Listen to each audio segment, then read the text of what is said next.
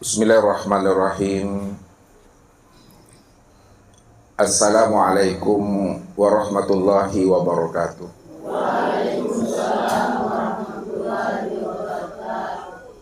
Alhamdulillah. Alhamdulillahilladzi nawwara qulubana binuri ma'rifati wal yakin wa adkhilna ma'al awliya'i wassolihin. Wassalatu wassalamu ala sayyidina Muhammadin nabi sayyidil mursalin wa ala alihi wa sahbihi rasulillahi ajma'in. Faqalallahu ta'ala fil Qur'anil Karim. A'udzu billahi minasyaitonir rajim. Bismillahirrahmanirrahim. Sanurihim ayatina fil afaq wa fi anfusihim hatta yatabayyana lahum annahul haqq. Wa bil ardi ayatul lil mukminin wa fi anfusikum afala tubsirun. Shadaqallahul azim. Bapak Ibu, saudara-saudaraku, jamaah Tauhid Rabbani Gorontalo, para muhibbin dan para pencari Tuhan yang dirahmati Allah. Setiap ibadah dan ketaatan yang kita tunaikan, maka tunaikanlah ibadah itu di atas ma'rifatullah, pengenalan diri kita kepada Allah Azza wa Jalla. Karena apabila setiap ibadah dan ketaatan yang kita lakukan tidak didirikan di atas ma'rifatullah, pengenalan kepada Allah, maka apapun macam dan bentuk ibadah yang kita lakukan itu tidak ada ruh, nyawa dan jiwanya. Ibadah yang tidak ada ruhnya, ibadah yang tidak ada jiwanya, itulah ibadah yang mati, ibadah yang tandus dan gersang. Ibadah yang mati, tandus dan gersang tidak akan pernah ada di dalam kolbunya rasa mahabbah, rasa rindu dan rasa bermanja-manja dengan Rabb-nya.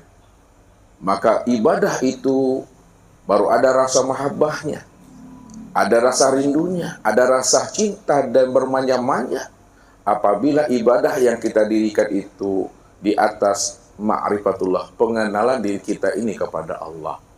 Maka disinilah baginda Rasul Nabiuna Muhammad sallallahu alaihi wasallam mengingatkan akan umatnya ini. Apa kata beliau?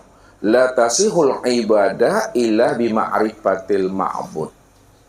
Belum sempurna ibadah yang kita dirikan, bahkan tidak sah ibadah yang kita dirikan itu kalau kita tidak mengenal Allah yang kita ibadati. Maka mengenal Allah itu Bapak Ibu bukan hanya sebatas dan sekedar mengenal namanya. Akan tetapi kita mengenal Allah itu, di samping mengenal namanya, kita wajib mengenal diri yang punya nama. Karena dikatakan, al-ismu wal musamma wahid. Nama dengan diri yang punya nama itu adalah Esa, Ahad.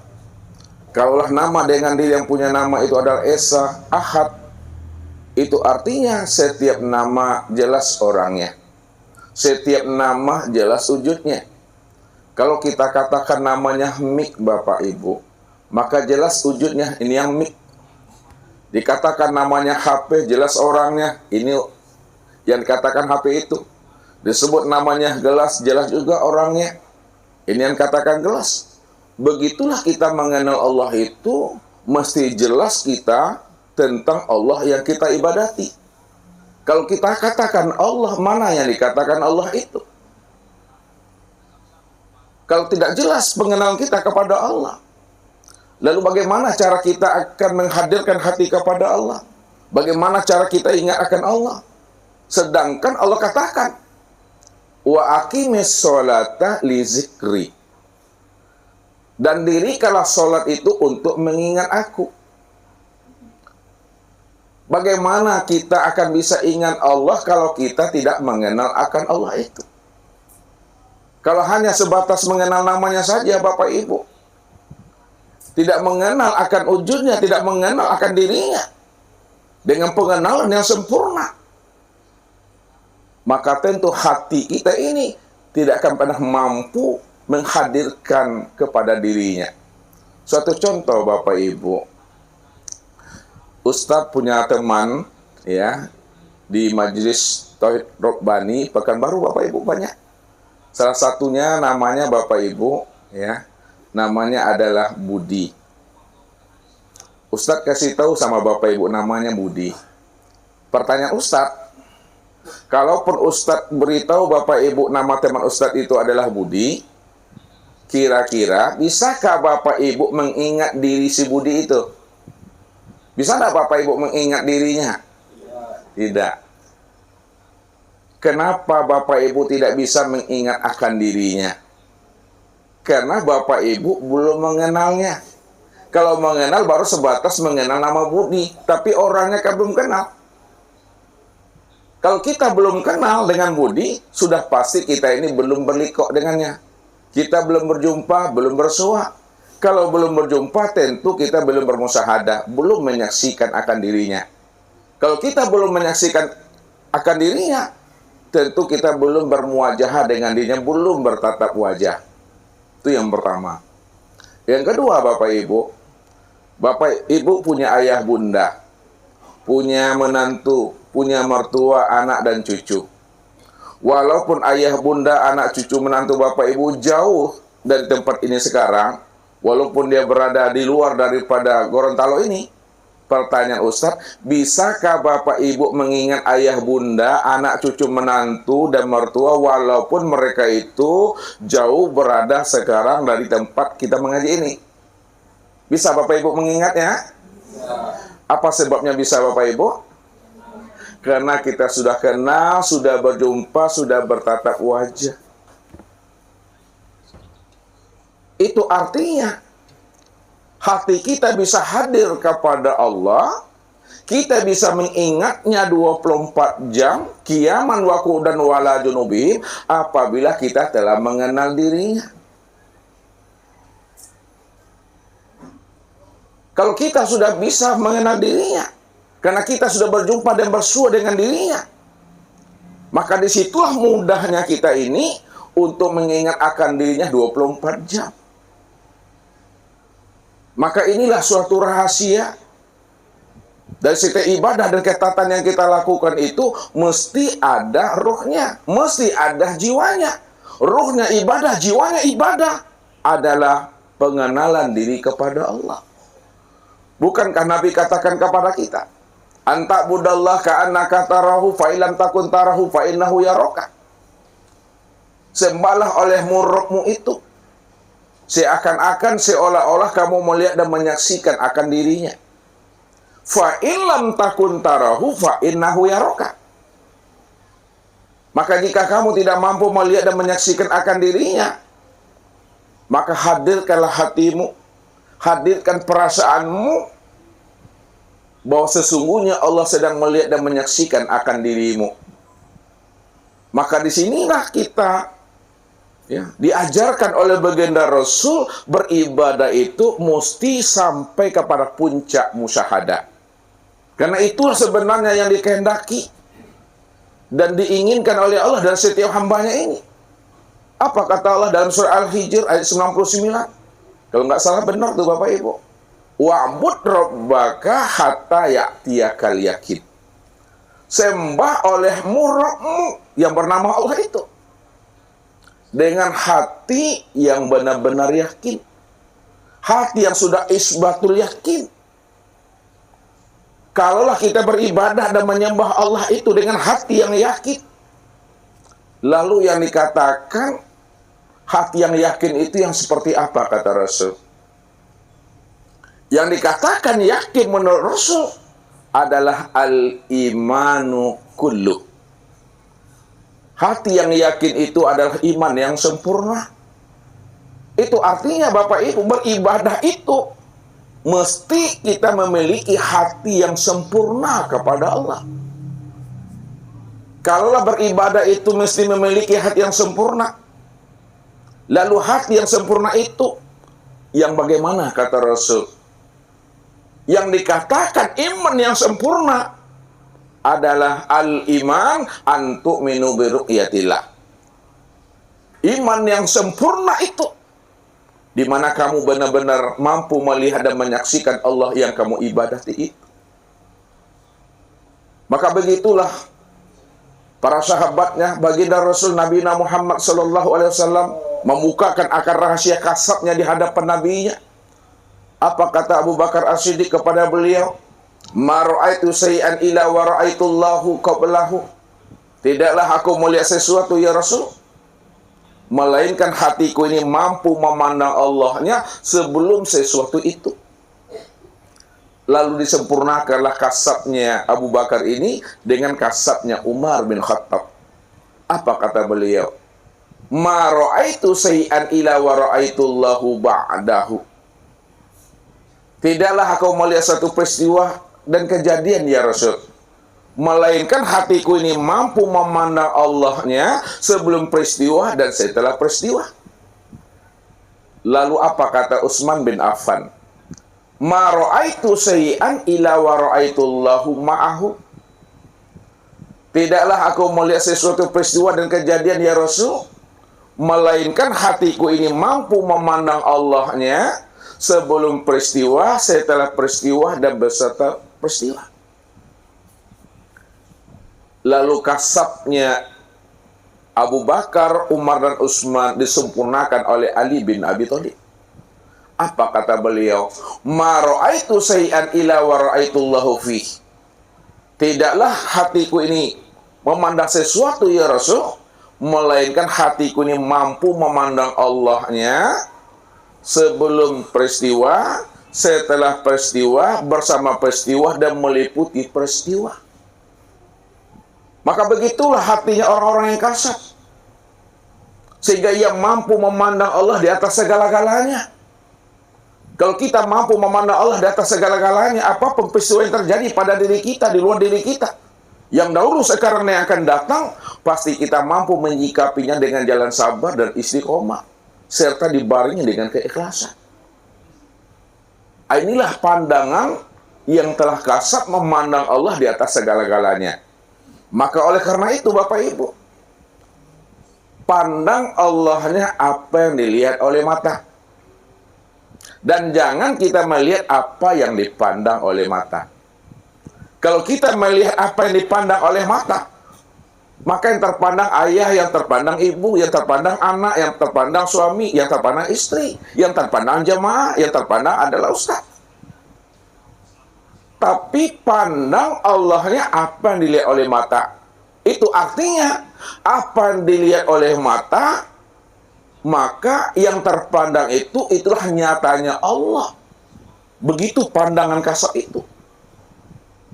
Maka adalah beribadah kepada Allah. Hendaknya ibadah yang kita lakukan itu, ibadah yang kita dirikan itu, ibadah yang benar-benar sudah melihat dan menyaksikan Allah. Maka ini yang disampaikan oleh orang-orang arifin, Syekh Junaid, Ali bin Abi Thalib. Apa kata beliau? La na'budu rabbana lam yara. Kami tidak akan sembah Tuhan itu kalau Tuhan yang kami sembah itu belum kami lihat, belum kami saksikan. Padahal Tuhan yang kita sembah, Tuhan yang kita hadirkan itu, Tuhan yang kita ingat itu adalah Tuhan yang nyata Bapak Ibu. Tuhan yang wujud, Tuhan yang zahir. Kalau mata ini mampu memandang segala yang nyata, maka Allah itu lebih nyata dibandingkan apa yang dilihat oleh mata. Kalaulah mata ini mampu memandang alam yang nyata, Allah itu lebih nyata dibandingkan nyatanya alam itu. Maka disitulah Allah menjelaskan akan rahasia dirinya kepada kita. Wal awalu wal akhiru wal zahiru wal batin. Dialah Allah yang awal yang tidak ada ujungnya, awal yang tidak ada permulaannya,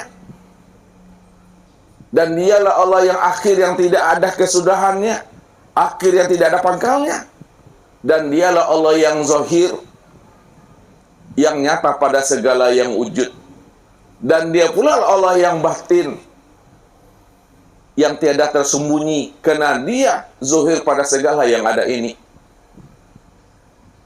Kalau Allah sudah menjelaskan akan dirinya kepada hambanya ini, dia yang awal, akhir, zahir, dan batin, karena dia cuma yang ada semata-mata. Kenapa manusia ini tidak mampu memandang dan melihat akan wujud Allah yang nyata itu Bapak Ibu? Bukankah Allah menjelaskan kepada kita? Sanurihim ayatina fil afaq wa fi anfusihim hatta yatabayyana lahum annahu al-haq wa fil ardi ayatul lil mukminin wa fi anfusikum afala tubsirun. Kami telah memperlihatkan wujud kenyataan kami pada sekalian alam ini dan pada dirimu, bahwa akulah wujud yang maha nyata dari sekalian yang ada ini. Tapi kenapa tidak kamu saksikan, kata Allah? Kenapa kamu tidak mampu memandang dan melihatnya? Wa fi anfusikum afala tubsirun. Maka disinilah Allah selalu mengajak hambanya ini untuk menilik ke dalam diri, sehingga kita tahu siapa diri kita yang sebenar-benarnya. Orang yang mampu menilik ke dalam dirinya, pandai dia membaca alam pada diri, pandai dia membaca diri di dalam diri, ada rahasia diri, maka disitulah dia mampu mengenal Allah yang wujud dan nyata pada dirinya. Inilah yang Allah ajarkan kepada kita, supaya kita mampu mengenal dan memahami akan kewujudan Allah itu yang nyata dari segala-galanya, Bapak Ibu. Satu contoh, Bapak Ibu, kalaulah dalam sebuah piring, Bapak Ibu, ya, dalam sebuah piring, ya, kita potong-potong semangka itu sebanyak 30 potong. Semangka kan tahu, Bapak Ibu? Potong semangka itu 20 potong atau 30 potong, letakkan dia di dalam wadah piring, Bapak Ibu. Lalu Ustaz bertanya sama Bapak Ibu, bisakah Bapak Ibu melihat sesuatu selain semangka di dalam piring itu? Halo? Pertanyaan Ustaz lagi. Kita potong semangka itu 20 potong atau 30 potong, masukkan dia ke dalam piring. Pertanyaan Ustadz, mampukah, bisakah Bapak Ibu melihat sesuatu selain semangka pada piring itu? Tidak. Kenapa tidak bisa Bapak Ibu melihat sesuatu yang lain selain semangka pada piring itu? Karena semangka cuma yang ada. Kalau semangka yang ada, maka semangka lain bisa dilihat. Pertanyaan Ustadz yang sebenarnya, ini menghantarkan paham ya, biar dipanaskan mesinnya dulu Bapak Ibu, biar tidak hangat dikit kan. Allah menjelaskan tentang dirinya, kul huwallahu ahad. Katakanlah hai Muhammad bahwa sesungguhnya aku itu adalah ahad. Ahad itu maknanya esa. Esa itu maknanya satu. Satu itu maknanya tiada berbilang.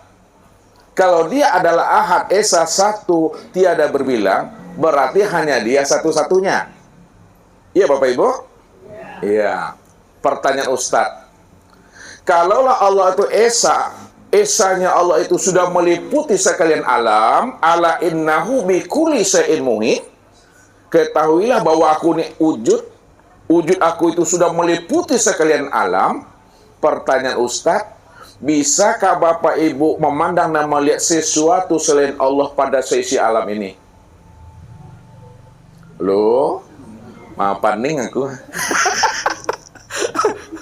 Kan Allah Esa, tunggal satu-satunya. Esa, tunggal satu-satunya Allah itu bikulli syai'in muhit, sudah meliputi sisi alam.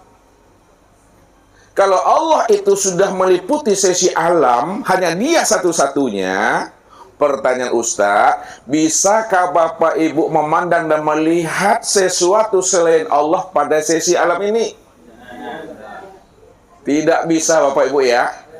Kenapa Bapak Ibu tidak bisa melihat sesuatu selain Allah pada sisi alam ini? Karena Allah saja yang wujud. Kalau Allah saja yang wujud, maka yang terpandang dan terlihat siapa?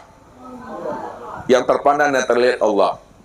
Kalaulah Allah yang wujud semata-mata dan yang terpandang itu hanyalah Allah, pertanyaan Ustadz yang kedua, alam dan diri Bapak Ibu ini apa bagi diri Allah?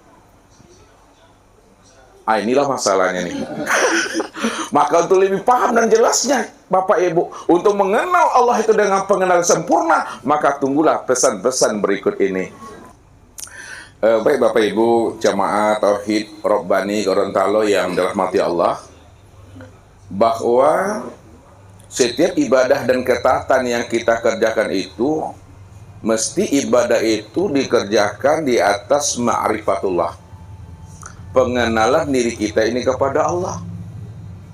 Kalaulah ibadah itu telah didirikan di atas ma'rifatullah, itu artinya ibadah yang kita lakukan telah ada ruhnya.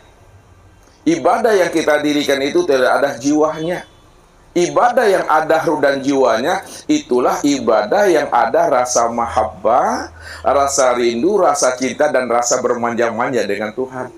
Sehingga apa? Ibadah yang muncul karena mahabbah, yang muncul karena rindu dan bermanja-manja dengan Allah, inilah ibadah yang menghasilkan ibadah yang nikmat kepadanya. Disitulah kadangkala Bapak Ibu air mata ini berkucur saja. Kenapa? Merasakan nikmat itu bersama Allah. Tapi apabila ibadah yang kita kerjakan itu kita tidak mengenal Allah, maka ibadah yang kita lakukan itu tidak ada ruhnya. Ibadah yang tidak ada ruhnya, maka ibadah itu menjadi ibadah yang hampa. Makanya apa kata Rasul? La tasihul ibadah illa bima'rifatil ma'bud. Tidak sah ibadah yang kamu lakukan itu kalau kamu belum mengenal Allah yang kamu ibadati. Bagaimana kita akan menghadirkan hati ini kepada Allah kalau Allah yang kita ibadati itu, Allah yang kita ingat itu, kita belum mengenal dirinya? Maka ini yang pernah dijelaskan oleh baginda Rasul kepada umat ini, Bapak Ibu. Apa kata Rasul yang mesti kita ambil iktibar dan pelajarannya? Ada dua orang di antara umatku sama-sama mendirikan ibadah sholat. Cara berdirinya sama, cara rukuknya juga sama, cara iktidalnya, sujud dan duduknya tidak berbeda. Akan tetapi kualitas sholat di antara mereka berdua bagaikan langit dengan bumi. Nah, coba dipikir Bapak Ibu. Berdirinya sama, rukuknya sama, iktidalnya sama, sujud dan duduknya tidak berbeda. Namun kualitas sholat yang mereka kerjakan itu bagaikan langit dengan bumi, tidak bertemu Bapak Ibu. Itu artinya yang satu sholatnya mengenal Allah, dan yang satu lagi sholatnya tidak mengenal Allah.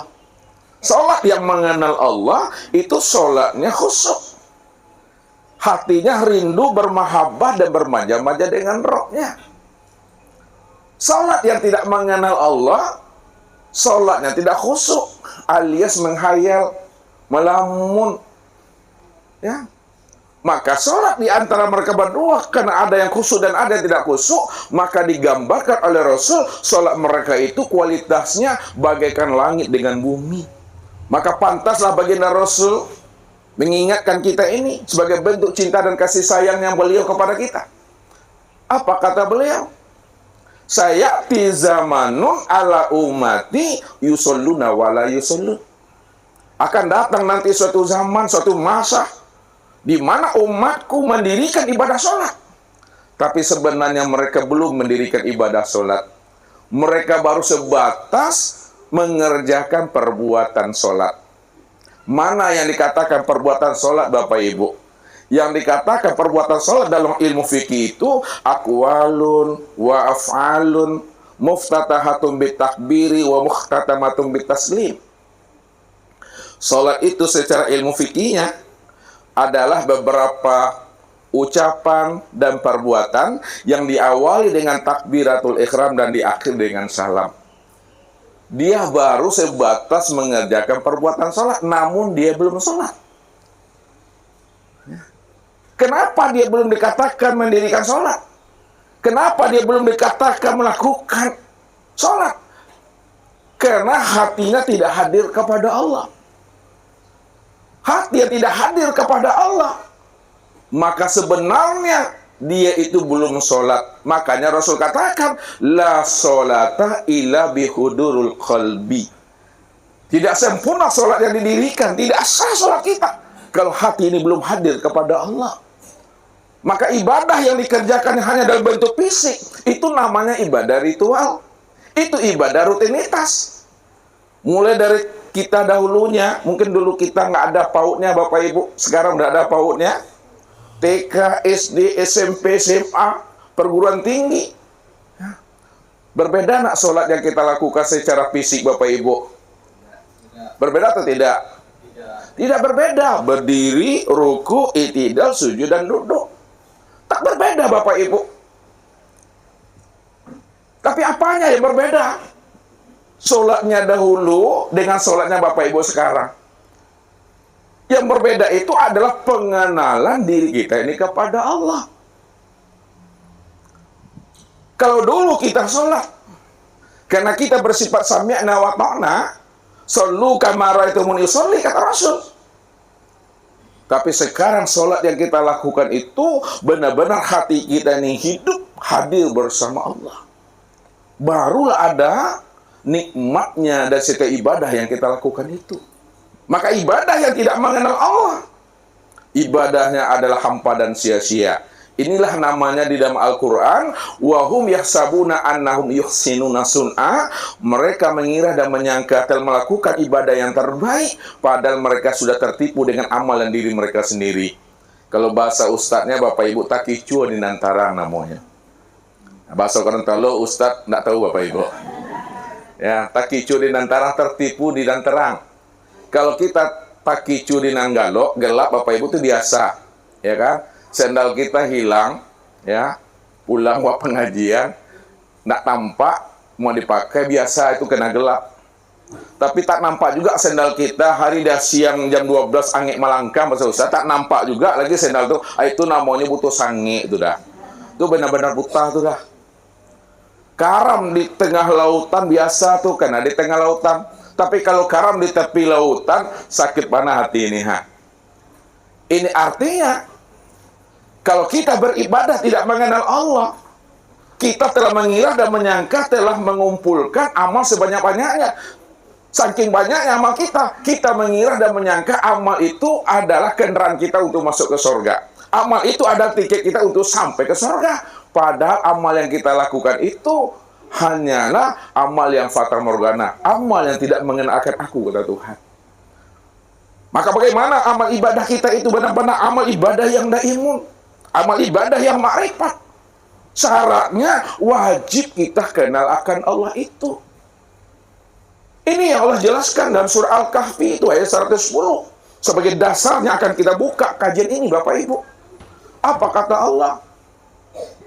Faman kana yarju liqa'a rabbih falyamal amalan sholihan wa la yusyrik bi ibadati rabbih ahada. Nah, untuk lebih jelas Bapak Ibu kita tuliskan ini dulu biar nanti Bapak Ibu bisa memahaminya.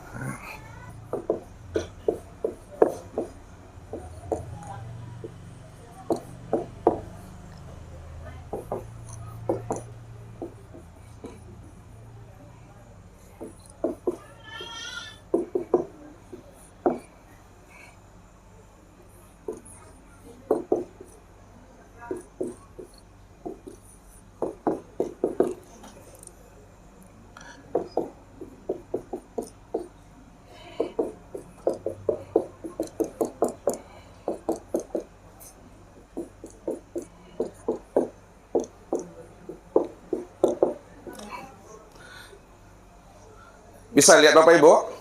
Jelas? Ustadz jelas? Ustadz tak jelas? Oh, jelas.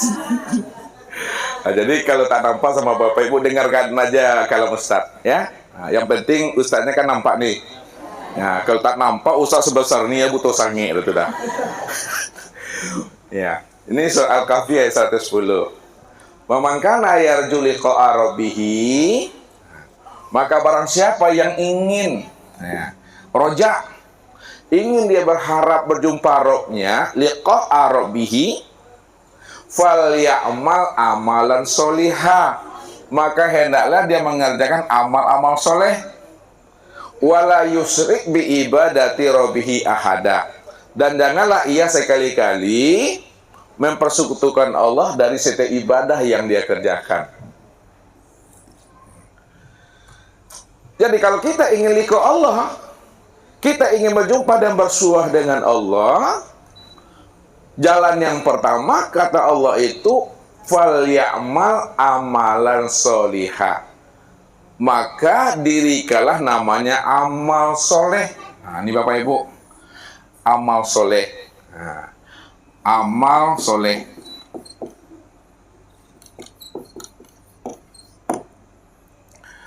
Jadi kalau kita ingin jumpa Tuhan, dirikan namanya amal soleh. Amal soleh itu ada dua kata yang berbeda makna. Nah, amal dan soleh. Mana yang dikatakan amal? Amal itu sesuatu perbuatan. Soleh itu yang menghantarkan kita sampai kepada Allah. Maka amal soleh adalah suatu amal yang mampu menghantarkan rohani kita bisa usul kepada Allah. Itu namanya amal soleh. Ya, sholat itu amal soleh namanya. Puasa, berzakat, berhaji, berkorban, berimpak, yang wajib maupun yang sunnah, itu namanya amal soleh. Yang mampu menghantarkan rohani kita, usul kepada Allah, sampai kepada Allah, sehingga hubungan kita dengan Allah itu betul-betul jauh yang tiada berantara, dekat yang tiada bersentuhan. Hubungan yang benar-benar rapat dengan Allah.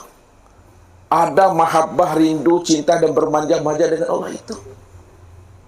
Itu yang dikatakan namanya amal soleh.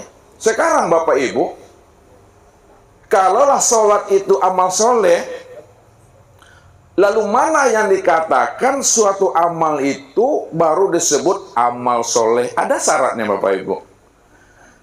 Suatu amal itu baru dikatakan amal soleh apabila terpenuhi 3 syarat di dalam amal itu. Kalau tidak terpenuhi 3 syarat di dalam amal itu, maka itu bukan amal soleh, amal salah namanya. Ya, amal salah. Mana 3 syarat yang dikatakan amal soleh? Nah, ini Bapak Ibu mesti pahami.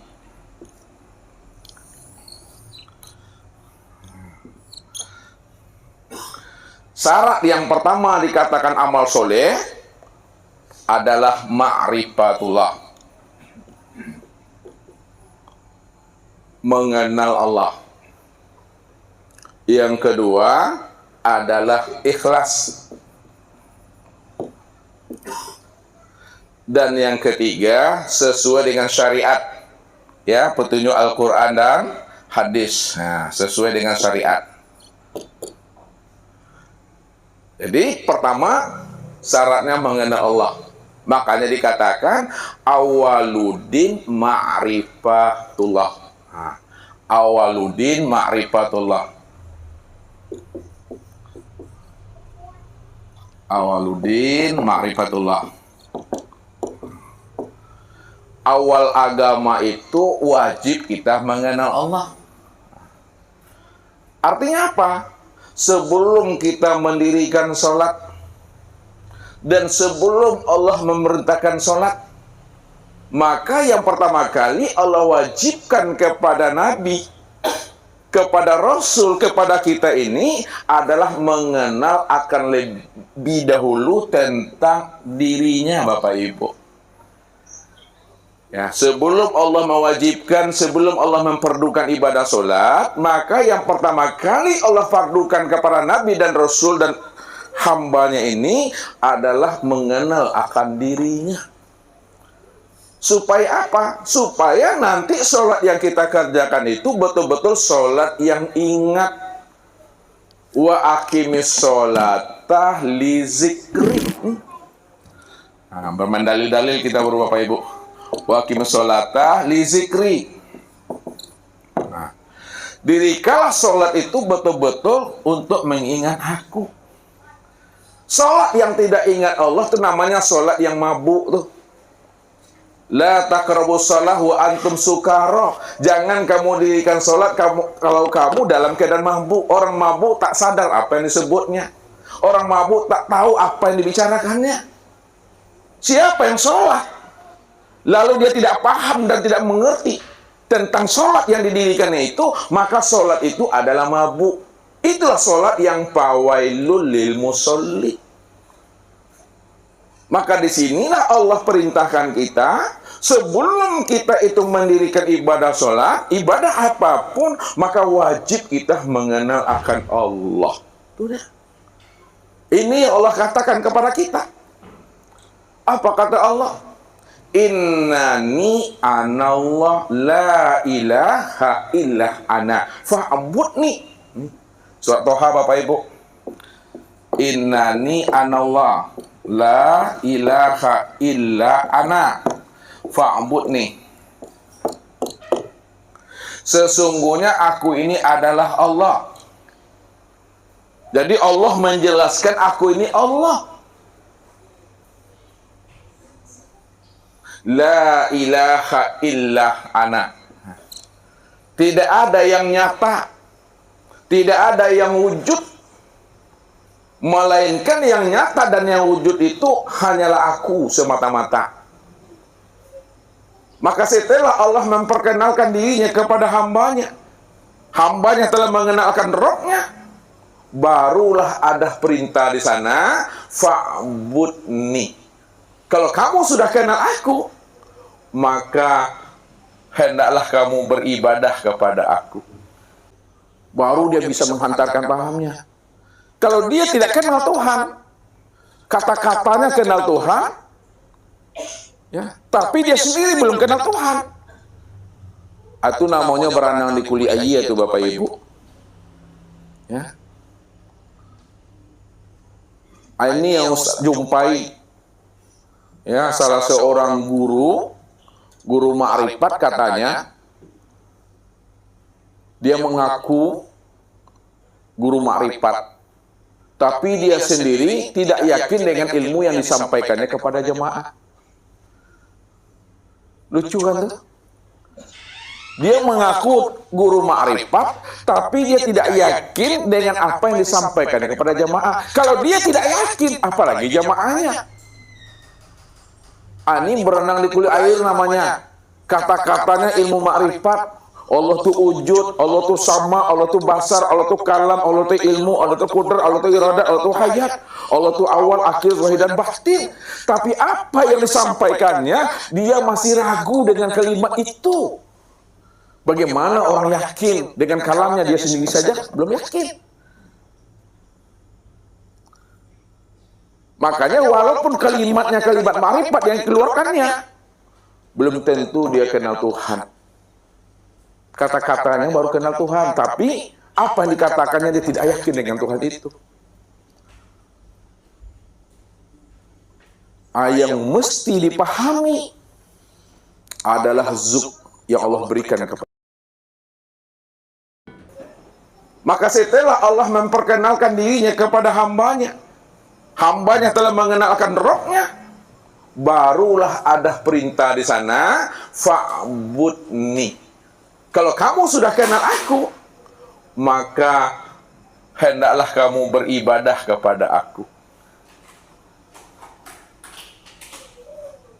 Supaya apa? Supaya ibadah yang kita lakukan itu ibadah yang benar-benar ingat akan dirinya, bukan ibadah yang menghayal.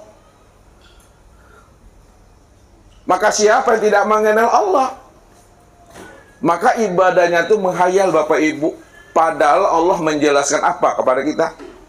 Wa minan nasi may ya'budullaha ala harfin. Ada sebahagian daripada hambaku, kata Allah, dia mengaku menyembahku, dia mengaku bertuhan kepada aku, dia mengaku mengingat aku. Tapi sayang, kata Allah, yang disembahnya, yang diingatnya bukanlah diriku. Akan tetapi yang disembah dan diingatnya itu adalah huruf Allah, lafaz Allah, dan tulisan Allah. Nih Bapak Ibu, nih.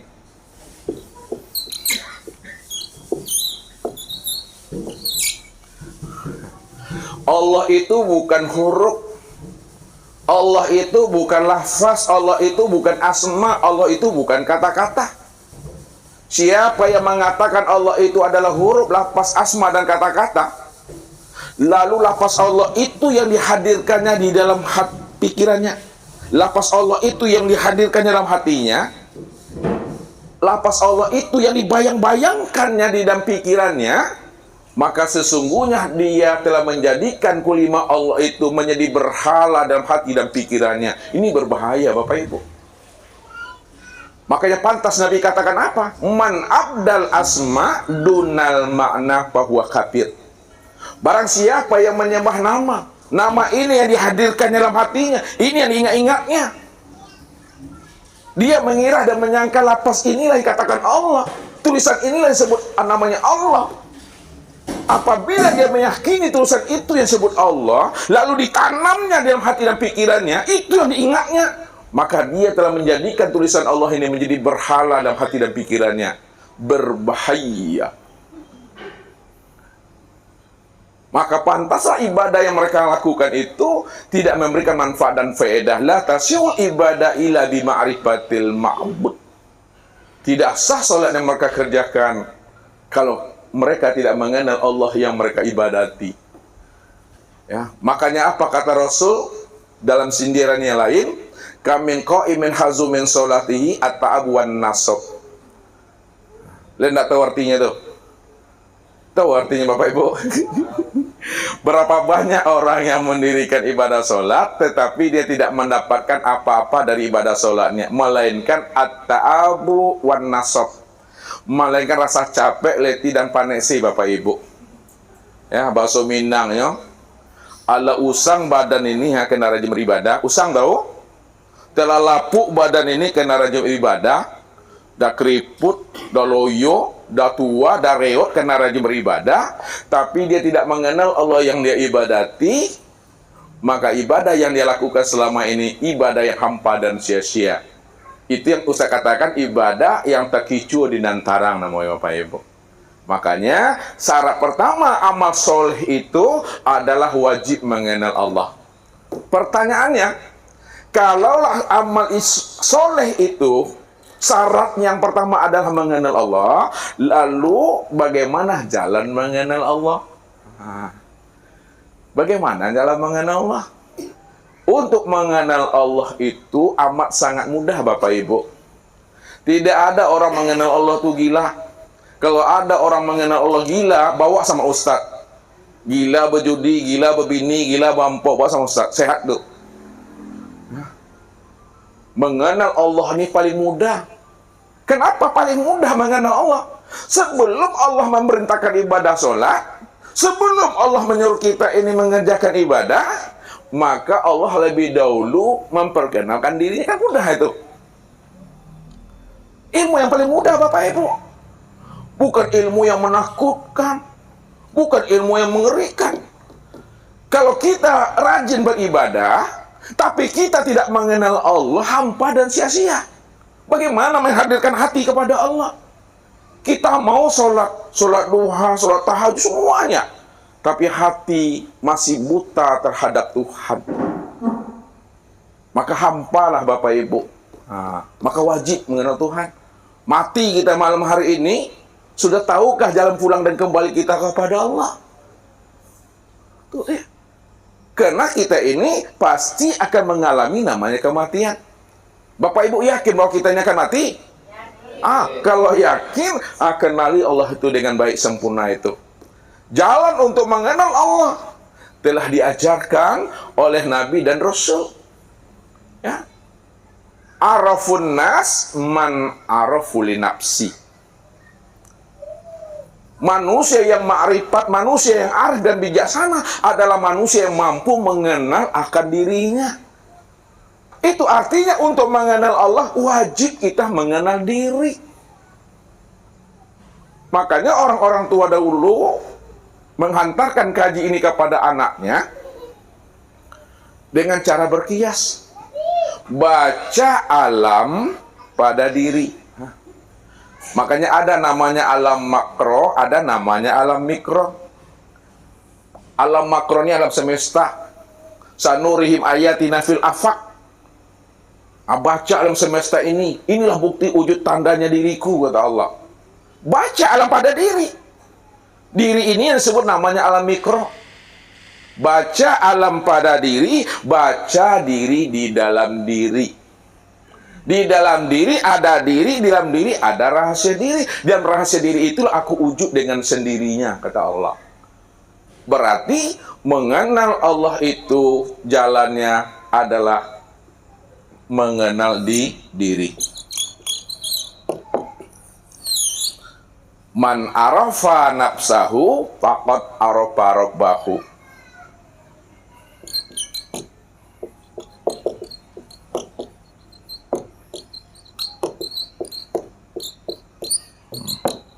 Siapa yang kenal dirinya, pasti ia kenal akan Rabb-nya. Ya. Kenal diri, pasti kenal Tuhannya. Siapa diri kita yang sebenarnya? Kenapa dengan mengenal diri Bapak Ibu bisa mengenal Tuhan? Siapa diri kita ini? Maka Allah bukakan rahasia diri kita ini. Al-insanu sirri wa ana sirrahu. Al-insanu sirri wa ana sirrahu. Insan itu adalah rahasiaku dan akulah yang menjadi rahasia dirinya. Itulah sebabnya. Siapa yang kenal dirinya, pasti dia kenal Tuhannya. Karena Allah lah yang menjadi rahasia diri Bapak Ibu.